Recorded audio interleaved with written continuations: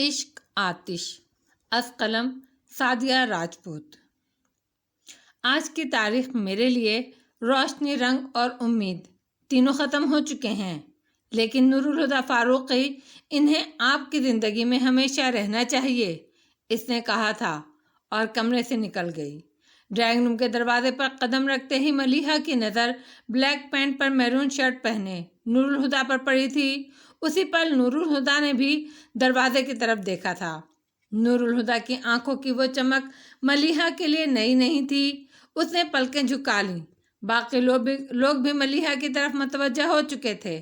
پل بھر میں اس کی کزنز نے اسے اپنے گھیرے میں لے لیا، مگر سمیرہ اٹھ نہیں سکی۔ کسی معجزے کی امید کرتے کرتے ملیحہ کو دیکھ کر اسے احساس ہوا کہ معجزے اب نہیں ہوتے۔ وہ سمجھ گئی کہ ملیحہ وجدان سے نہیں مل سکی۔ حد کرتی ہو بیٹا، آج کے دن شاپنگ پر جانے کی کیا ضرورت ہے؟ اب دیکھو ذرا، سب آئے بیٹھے ہیں، اور تو اور دلہا بھی موجود ہے، پر دلہن شادی کی شاپنگ کرنے گئی ہوئی ہے۔ بڑی ممانی نے اسے دیکھ کر کہا تو ملک ناصر اس کے کچھ بولنے سے پہلے بول پڑے، چھوڑیے بھابھی، اب باتوں میں مزید وقت کیا گنوانا، آؤ بیٹی رسم کر لی جائے۔ آخر میں وہ ملیحہ سے بولے۔ ملیحہ نے قدم بڑھایا تو سمیرہ ایک دم اس کے پاس آ کر کان میں بولی، انکار کر دو، ہم سب تمہارا ساتھ دیں گے۔ کس برتے پر؟ ملیحہ نے اس کی طرف دیکھ کر زہر میں بجھی سرگوشی کی اور آگے بڑھ گئی۔ کسی نے اسے بازو سے پکڑ کر نور الہدیٰ کے پہلو میں بٹھا دیا۔ پھر بابا جان کی اجازت سے نور الہدیٰ نے اس کے بائیں ہاتھ کی انگلی میں اپنے نام کی انگوٹھی پہنا دی۔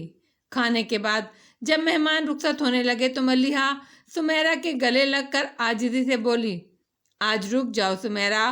سمیرہ حامی بھر لیتی۔ پھر اس نے آفاق کو دیکھا جو اشارے سے منع کر رہا تھا، تو وہ مجبور ہو گئی۔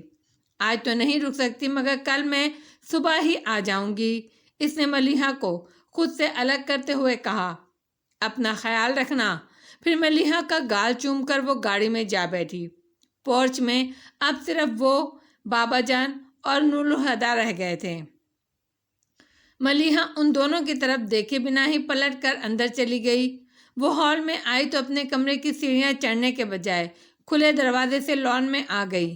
ننگے پاؤں چہل قدمی کرتے ہوئے ملیحہ کے پیروں کے نیچے بھیگی گھاس کا نرم قالین بچھا تھا، لیکن ملیحہ کو یوں لگ رہا تھا جیسے اس کے پاؤں سلگتے انگاروں پر ہوں۔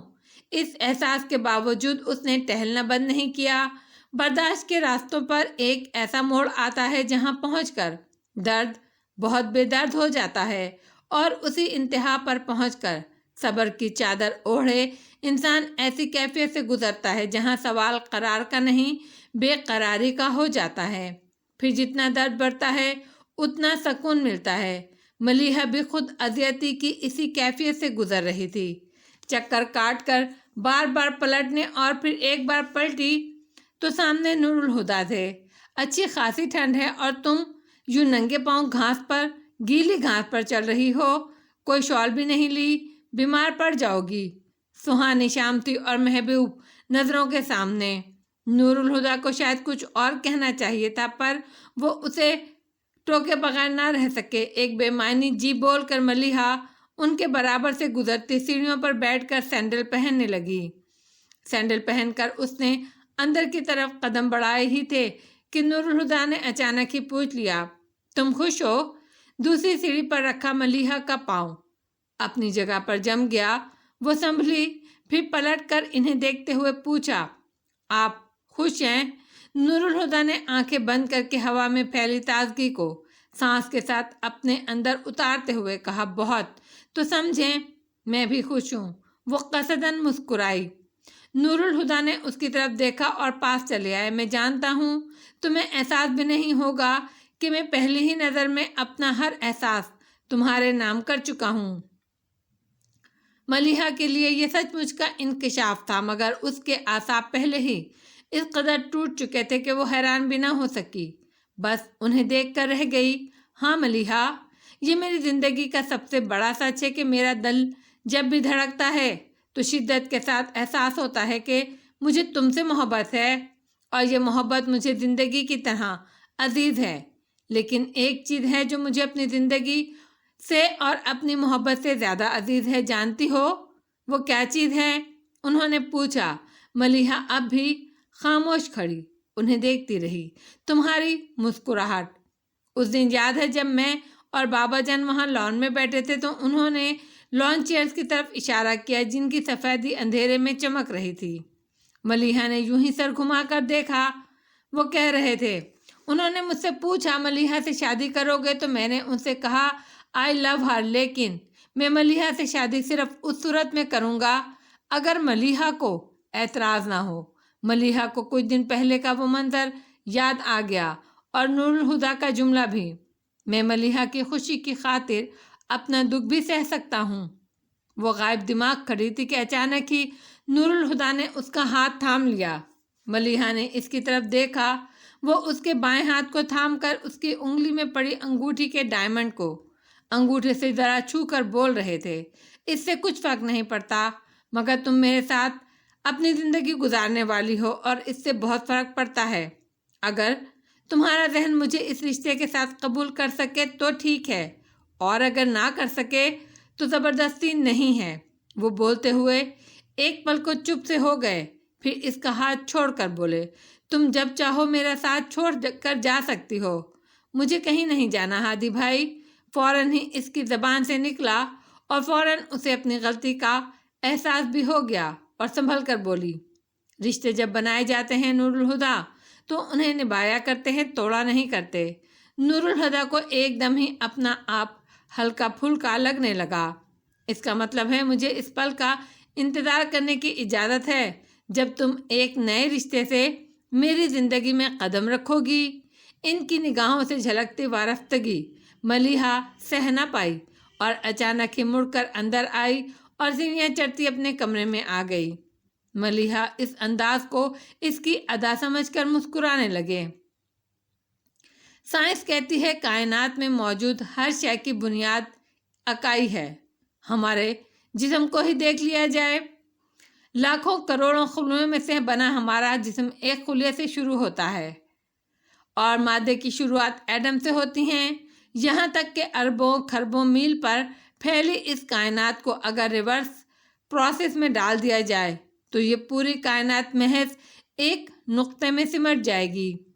مجھے سائنس کے اس نظریے پر کوئی اعتراض نہیں، مگر میری زندگی میں یہ قانون کمزور پڑنے لگتا ہے، کیونکہ میری زندگی کی بنیاد اکائی نہیں بلکہ ایک تکون ہے، ایک ایسی تکون جس کے ہر زاویے کی پیمائش 60 ڈگری ہے، یعنی ہر زاویے کی پیمائش برابر ہے اور کسی بھی طرح ان تینوں زاویوں میں امتیاز نہیں کیا جا سکتا۔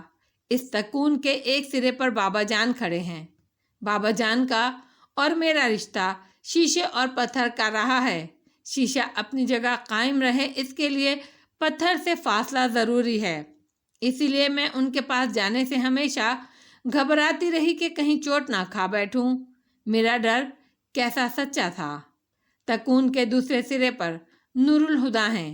ہادی بھائی نے میری زندگی کے ہر خلا کو بھر دیا، بنا مانگے انہوں نے مجھے وہ سب کچھ دے دیا جو مجھے کبھی کسی سے نہیں ملا تھا۔ انہوں نے مجھے چاہا بھی تو اپنے لیے نہیں بلکہ میرے لیے چاہا، ایک دم خالص اور بے غرض محبت، اور بدلے میں کچھ بھی نہیں مانگا۔ لیکن اگر وہ نہیں مانگیں گے تو کیا میں دوں گی نہیں؟ تکون کے تیسرے کونے میں کھڑا تیسرا شخص وجدان مصطفیٰ ہے۔ وجدان مصطفیٰ میری ذات کا آئینہ، میرے یقین کا چہرہ، مگر آج اس چہرے کے نقوش دھندلا رہے ہیں۔ اب سوال پانے اور کھونے کا نہیں، اب سوال میرے اعتبار کا ہے۔ بابا جان، نور الہدیٰ اور وجدان ایک تکون کے 3 کونوں پر کھڑے 3 لوگ، وہ 3 لوگ جنہیں میں نے ٹوٹ کر چاہا، اور ان میں سے کوئی ایک بھی اگر میری زندگی کے منظر نامے سے ہٹا تو آدھی ادھوری زندگی کو جینا مشکل ہو جائے گا۔ مگر میں یہ بھی جان چکی ہوں کہ یہ تینوں کبھی ایک ساتھ کھڑے نہیں ہو سکتے۔ بابا جان اور نور الہدیٰ اور وجدان، وہ 3 لوگ جنہیں میں نے اپنی زندگی میں سب سے زیادہ محبت کی ہے، اور میری زندگی کے سب سے کٹھن موڑ پر وہ تینوں ہی مجھے اکیلا چھوڑ گئے۔ مجھے کسی کے ساتھ کی ضرورت ہے، میرا ساتھ کون دے گا؟ दरवाजे पर दस्तक हुई थी। मलिहा ने डायरी लिखना छोड़कर आवाज लगाई, दरवाजा खुला है, आ जाओ। इस आवाज के साथ बहादुर कमरे में आया। कहो, क्या बात है? बीबी साहब, आपके लिए फोन आया है। मलिहा की निगाहों में ज़मान और मकान घूम गए। यहाँ तक पहुंचकर डायरी खामोश हो गई थी। तानिया ने फौरन अगला सफ़ा पलट कर देखा और फिर बाकी के सारे वर्क पलट कर देख लिए। हर वर्क सादा था। तानिया ने खिड़की से बाहर आसमान को देखा और जिस पर रोशनी धीरे धीरे बिखरती जा रही थी। पूरी रात डायरी पढ़ने से अब इसकी आंखें बुरी तरह दुख रही थीं। वो आंखें बंद करके सीधी लेट गई। पिछली रात इंकशाफात की रात थी। वो गहरे सांस लेती, खुद को इस आसाब शिकन कैफियत से आज़ाद कराने की कोशिश कर रही थी। दास्तान एक अजीब मोड़ पर आकर रुक गई। तानिया सोचने लगी, आगे क्या हुआ होगा? उस रात वो टेलीफोन किसका था? क्या वजदान का? उसने क्या कहा होगा? और अगर रात को आने वाला फ़ोन वजदान का था तो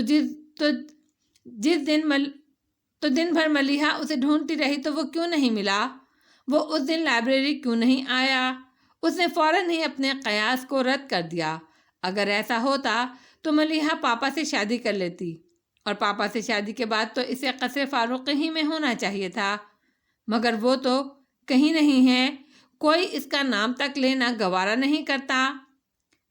क्या वजदान ने फ़ोन पर अपने ना आने की वजह बताकर माजरत कर ली थी? इसके बाद मलिहा ने दादा जान के सामने शादी से इनकार कर दिया होगा, मगर दादा जान तो फैसला वापस नहीं लेने वाले थे। तो फिर ये हो सकता है कि मलिहा ने उनकी मर्जी के बगैर वजदान से शादी कर ली हो, लेकिन ऐसा होना भी मुश्किल है। मलिहा ने कहा था वो अपने बाबा जान को छोड़कर कहीं नहीं जाएगी। अपने दूसरे कयास को भी रद्द करते हुए उसने सोचा और फिर जिद हो गई। लेकिन अगर ये नहीं हुआ तो वो नहीं हुआ, तो आखिर क्या हुआ था? मलिहा अचानक कहाँ गुम हो गई? उसने आखिर क्या किया था जो इसका जिक्र खुद उसके ही घर में बैन हो गया? और बरसों गुजर जाने के बाद भी ना तो उसने कभी कसरे फारूकी में कदम रखा, ना कभी किसी की जुबान पर इसका नाम ही आया। और पापा और दादा जान के दरमियान मौजूद खलश की शुरुआत कब और कहाँ से हुई? मंगनी की रात तक तो सब ठीक था, फिर क्यों पापा दादा जान से मुतनफ़र हो गए? वो उलझती हुई बैठ गई। क्या मुश्किल है? मैंने तो सोचा था मलिहा की डायरी कसरे फारूकी के राजों पर से पर्दा उठाएगी, पर इसने तो और भी कई मुअम्मों को जन्म दे दिया है। कितनी अजीब सी बात है। पापा जो मामा से इतनी मोहब्बत करते हैं, मामा से पहले किसी और को चाह चुके हैं। अगर पापा की मोहब्बत तो मुकम्मल होने जा रही थी, अधूरी कैसे रह गई? कहानी की हर कड़ी बीच से गायब हो गई थी और ऐसा कोई नहीं जो बता सके कि हकीकत में क्या हुआ था। इसने गहरा सांस खींचते हुए खुद को रिलैक्स किया और एक नए रुख पर सोचने लगी। इस कहानी के 4 ही बुनियादी किरदार हैं जो कि सच पर से पर्दा उठा सकते हैं, मगर 2 किरदार तो ज़बानबंदी के अहद पर कार फरमा है। तीसरा किरदार मंजर से ही गायब है और चौथा किरदार, ओह, अचानक ही कोई ख्याल आया था, वजदान मुस्तफ़ा। ये शख्स मेरे लिए अजनबी है, मगर ये नाम नहीं। जस्टिस वजदान मुस्तफ़ा, ये महज मेरा अंदाज़ा है, मगर तस्दीक तो करनी पड़ेगी। ASP शायान मुस्तफ़ा, मैंने सोचा था तुमसे दोबारा कभी नहीं मिलूंगी, लेकिन अगर मुझे वजदान मुस्तफ़ा से मिलना है तो तुमसे एक आखिरी मुलाकात नागुज़ीर हो गई है, उसने दिल में कहा।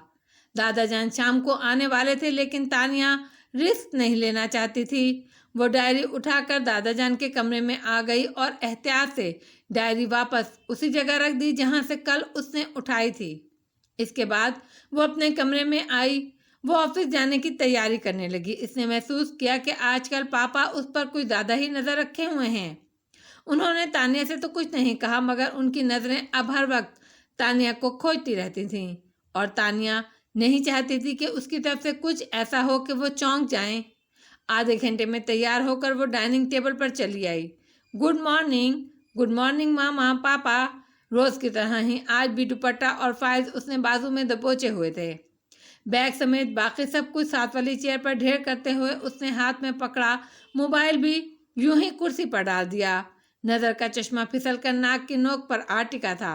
जिसे नूरुल हुदा ने हाथ मारकर सही करते हुए जवाबन इसे गुड मॉर्निंग कहा था, और फिर से अखबार के सफ़े उलटने लगे।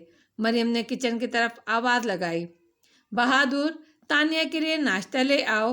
तानिया नाश्ता कर रही थी कि नूरुल हुदा ने अखबार साइड में डालते हुए मरियम से जूस के लिए कहा, पापा, वैसे आपकी ये आदत काफ़ी अलग सी है।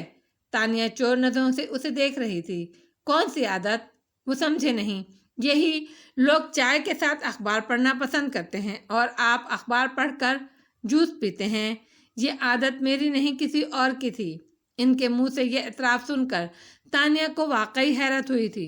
उसे अंदाज़ा नहीं था कि नूरुल हुदा इतने आराम से ये बात कह देंगे, जबकि इस एतराफ़ के पीछे एक पर्दानशीं का नाम छुपा है। आपने क्यों अपना ली? ये आदत किसकी थी? उसने जानकर नहीं पूछा कि जवाब आने की तवक्को नहीं थी। नूरुल हुदा ने उसकी तरफ देखे बगैर कहा, कुछ लोग होते हैं जिनकी हर चीज़ अपना लेने को दिल करता है, यहाँ तक कि आदतें भी। पापा, आपने कभी स्मोकिंग की है?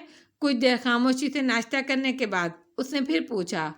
इस बार नूरुल हुदा ने चौंक कर इसकी तरफ देखा। तानिया थोड़ा सा गड़बड़ा गई। अपनी पुरतजस्सुस फितरत पर गुस्सा भी आया, मगर अब तो सवाल कर चुकी थी। अनजान सी बनकर ऑमलेट को प्लेट में नचाती रही। तुम ये सवाल क्यों पूछ रही हो?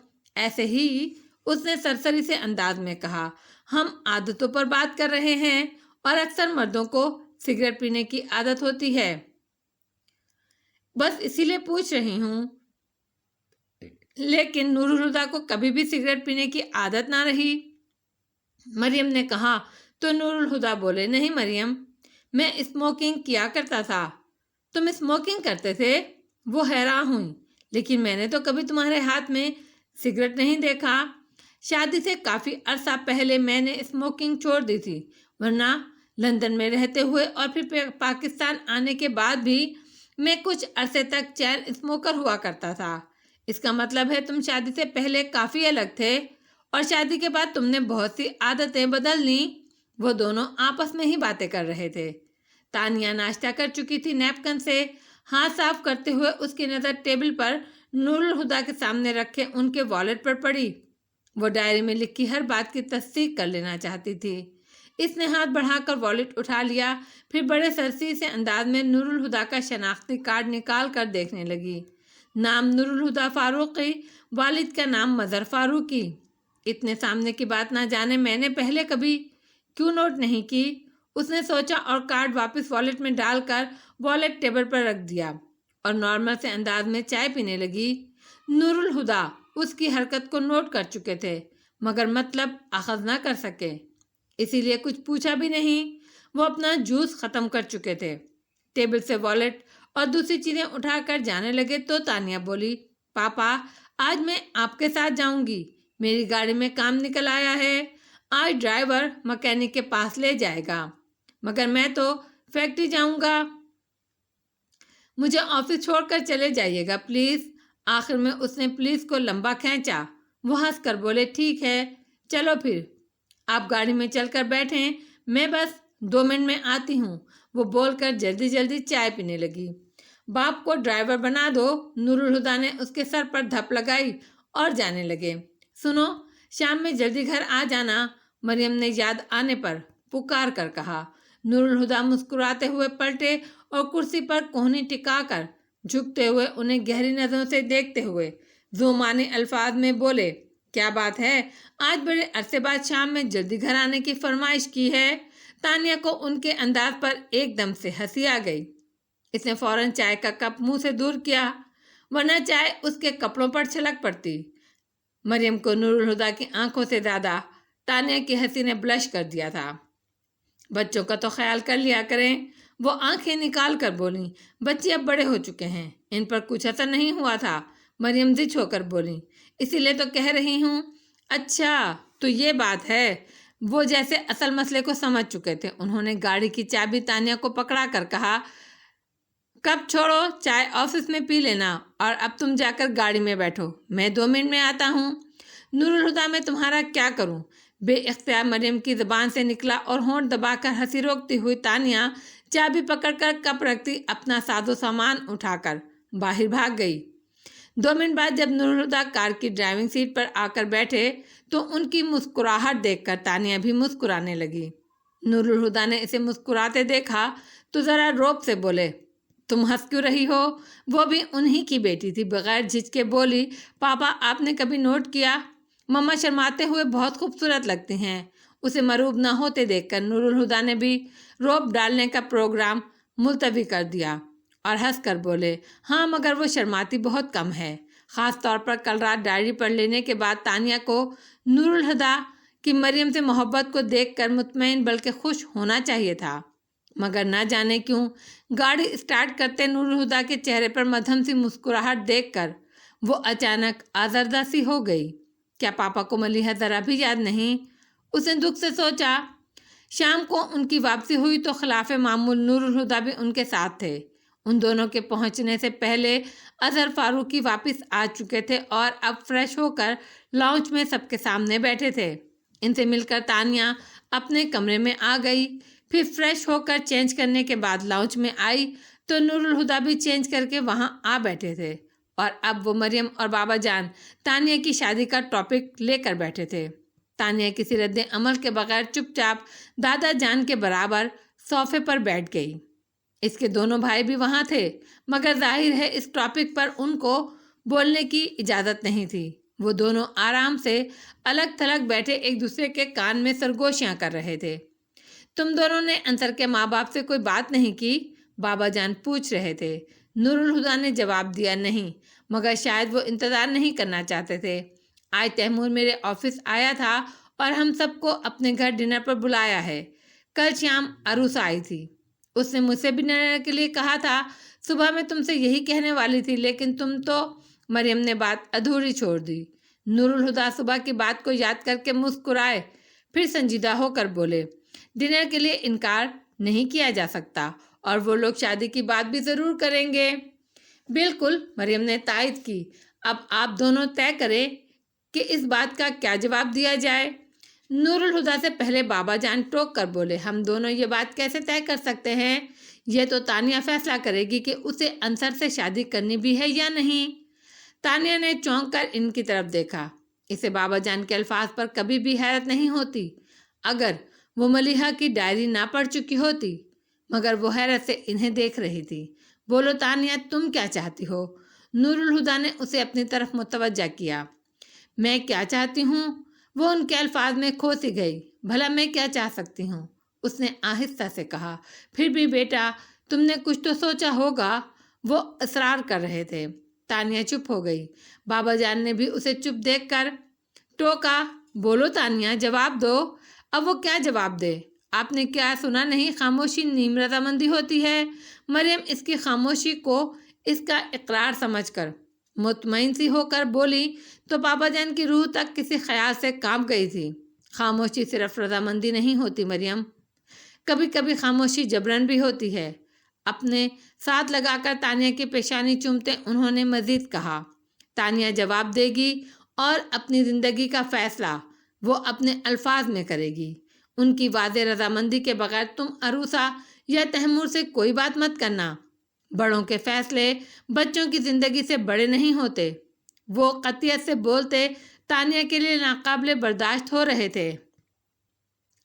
तानिया ने हमेशा अपने लिए उन्हें पुरशफ़क़त पाया था, मगर अब वो जानती थी खुद अपनी बेटी के लिए उनके दिल में कोई नरमी नहीं थी। आखिर मैं इनकी लगती ही क्या हूँ, इसने सोचा। सिर्फ भतीजे की बेटी और मेरी खामोशी का भी कितना ख्याल है, लेकिन वो जो उनकी बेटी थी इनके पैरों पर सर रख कर रोते हुए फरियाद करती रही और इनका दिल नहीं पसीजा। क्या वो दोगला मेयार है?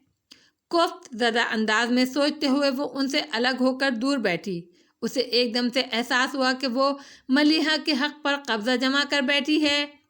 इसने अपने चेहरे के तासुरात तो काबू में रखे, मगर आंखों से नागवारी छलक रही थी। किसी और ने तो इसकी बेजारी को महसूस नहीं किया था, मगर नूरुल हुदा ना सिर्फ महसूस कर चुके थे बल्कि हैरान भी थे।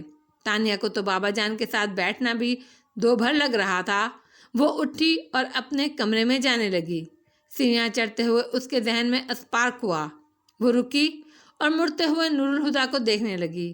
آج اسے سمجھ میں آ گیا تھا کہ کیوں بابا جان کی تانیہ کے لیے محبت نور الہدا کے لیے ناقابل برداشت تھی۔ میں جان گئی ہوں بابا، آپ ملیحہ کو نہیں بھلا سکے۔ آپ آج بھی اس سے محبت کرتے ہیں، آج بھی اس کی تکلیف آپ کو بے چین کیے ہوئے ہے۔ صبح اس خیال نے اسے افسردہ کر دیا تھا کہ نور الہدا کو ملیحہ یاد نہیں، اور اب اس تصور نے اسے بے چین کر دیا کہ نور الہدا ملیحہ کو نہیں بھولے تھے۔ ادھوری محبت کی یاد کس قدر درد دیتی ہے، یہ مجھ سے بہتر کون جان سکتا ہے، اس نے کرب سے سوچا تھا۔ شایان اپنے فادر کی وجہ سے آج کل کراچی میں ہی تھا اور تانیہ اسے نظر انداز کر رہی تھی، اسی لیے وہ دوبارہ وجدان مصطفیٰ کی عیادت کے لیے ہسپتال نہیں گئی تھی، لیکن وہ فائزہ سے ان کی خیریت دریافت کرتی رہتی تھی۔ پھر فائزہ سے ہی اسے پتہ چلا کہ وجدان اب گھر جا چکے ہیں، انہیں میجر اٹیک ہوا تھا۔ تانیہ نے سوچا وہ کچھ دن مزید ریسٹ کر لے تو ان سے ملنے چلی جائے گی۔ ان کے ہسپتال سے ڈسچارج ہونے کے 2 ہفتے بعد شام میں تانیہ ان سے ملنے ان کے گھر چلی گئی۔ ڈائری میں جو ایڈریس وجدان کے گھر کا لکھا تھا وہ PECHS کالونی کے کسی بنگلے کا تھا، جبکہ تانیہ اس وقت گلشن اقبال میں تھی۔ پہلے تو تانیہ نے بھی ان 2 الگ الگ پتوں والی بات کو محسوس کیا، پھر اسے سوچا ایک بار جا کر معلوم کر لینے میں کوئی حرج نہیں۔ گاڑی گیٹ کے باہر پارک کر کے اس نے سرمئی گیٹ والے بنگلے کی بیل بجائی۔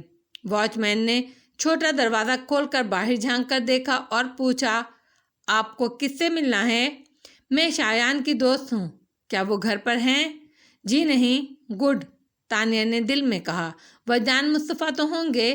جی وہ تو ہیں، تو پھر ان سے جا کر کہو میں ان سے ہی ملنا چاہتی ہوں۔ وہ جی اچھا کہہ کر چلا گیا تو تانیہ سوچنے لگی، یہاں تک تو آ گئی ہوں، لیکن یہ کیسے پہچانوں گی کہ یہ وجدان مصطفیٰ وہی وجدان مصطفیٰ ہیں یا نہیں؟ خیر دیکھا جائے گا۔ اس نے سر جھٹک کر واچ مین کو دیکھا جو اسے اندر آنے کو کہہ رہا تھا۔ تانیہ گیٹ سے اندر آئی اور پھر ملازم نما کسی لڑکے کی رہنمائی میں لان کے بیچ بنی روش پر چلتی گھر کے اندر پہنچ گئی۔ اسے ڈرائنگ روم میں بٹھانے کا تکلف نہیں کیا گیا، بلکہ ملازم اسے لانچ میں لے آیا۔ لانچ میں قدم رکھتے ہی تانیہ کی نظر سامنے دیوار پر لگی پینٹنگ پر گئی تھی۔ وہ سیدھی اس پینٹنگ کی طرف آ گئی، خشک زمین، بنجر درخت، آگ اگلتا سورج اور وہ درویش منچ۔ خوشی سے بے قابو ہوتی تانیہ نے کیپشن پڑھا، عشق آتش۔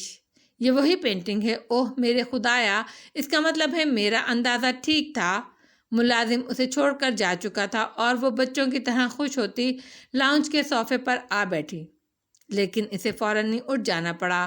پینٹنگ دیکھنے کے چکر میں اس نے اور کسی طرف دیکھا ہی نہیں تھا، مگر جب اس کی نظر لاؤنج کی دیوار پر لگی تصویر پر پڑی، وہ چونکتی ہوئی دیوار کے سامنے آ کھڑی ہوئی۔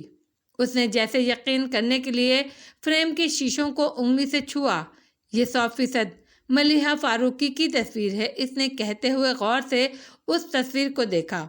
کالی ساڑی میں ملبوس ملیحہ ایک ہاتھ کھلے بالوں میں الجھائے بے نیازی سے سامنے کی طرف دیکھ رہی تھی۔ اوہ، تو وجدان مصطفیٰ نے آخر آپ سے وہ سب کروا ہی لیا جو آپ کبھی کرنا نہیں چاہتی تھیں، اس نے دل میں کہا۔ السلام علیکم، بھاری مگر پرکشش مردانہ آواز پر تانیہ نے گھوم کر دیکھا۔ اچھی خاصی ڈسٹریکٹ پرسنالٹی تھی، سیاہ بالوں میں سفیدی نے گھل کر ان کا رنگ سرمئی کر دیا تھا۔ سیاہ آنکھوں کی چمک جس نے کبھی ملیحہ کی آنکھوں کو خیرہ کیا تھا اب بجھ چکی تھی، مگر ان کی کشش تانیہ نے اتنے فاصلے کے باوجود محسوس کی تھی۔ ہلکے آسمانی رنگ کے آرام دہ شلوار قمیض میں ان کے دراز سراپے کی وجاہت کم تو نہیں ہوئی تھی، لیکن پھر ڈھلی بھی نہیں تھی۔ ملیحہ نے اگر ان کی خاطر سب کچھ تیاگ دیا تو اس کی کوئی غلطی نہیں۔ یہ آج بھی اس قابل ہیں کہ ان کی خاطر تخت و تاج چھوڑ دیے جائیں، تو جوانی میں تو عالم ہی کچھ اور ہوگا۔ وہ انہیں دیکھ کر سوچ رہی تھی۔ وجدان اس کی محویت کو محسوس کر کے ہلکا سا مسکرائے اور کہا، بیٹا اگر تمہارا تھیسس مکمل ہو چکا ہو تو بیٹھ جاؤ۔ آواز واقعی پرکشش ہے، وہ وجدان کی بات پر شرمندہ ہوتے ہوئے بھی سوچنے سے باز نہ آئی۔ وہ صوفے پر بیٹھ چکی تو وجدان بھی اس کے مقابل بیٹھ گئے۔ سوری انکل، اس نے بات شروع کرتے ہوئے کہنا شروع کیا، اصل میں حیران ہو رہی تھی، آپ میں اور شایان میں ذرا بھی مماثلت نہیں ہے، حالانکہ اس کے بالوں اور آنکھوں کا رنگ بھی آپ ہی کی طرح بلیک ہے، مگر وہ آپ سے کافی الگ دکھتا ہے۔ وہ مسکرائے اور پوچھا، کیا نام ہے تمہارا؟ تانیہ۔ اس نے جان بوجھ کر اپنے نام کا دوسرا حصہ نہیں بتایا۔ تانیہ بیٹے، چہروں میں مشابہت تلاش کرنا تو بس نظروں کا ایک مشغلہ ہی ہے۔ اب دیکھو، تم میں تو کسی کی مشابہت نہیں، پھر بھی تمہیں دیکھ کر کوئی یاد آ گیا تھا۔ ملیحہ فاروقی، اس کا انداز جتاتا ہوا تھا۔ وجدان بھی محسوس کیے بنا نہ رہ سکے۔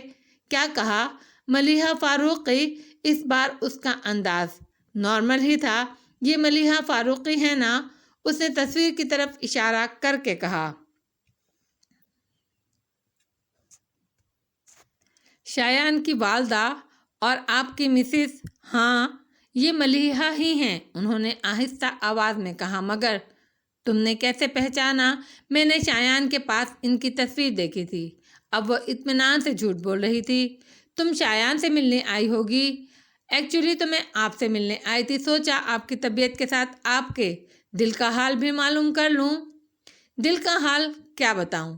زمانے بیت گئے، اب تو یہ خبر بھی نہیں ہوتی کہ سینے میں دل ہے بھی یا نہیں۔ وہ بہت لائٹ سے انداز میں بات کر رہے تھے، مگر تانیہ کو ان کے ہر انداز میں غیر معمولی پن محسوس ہو رہا تھا۔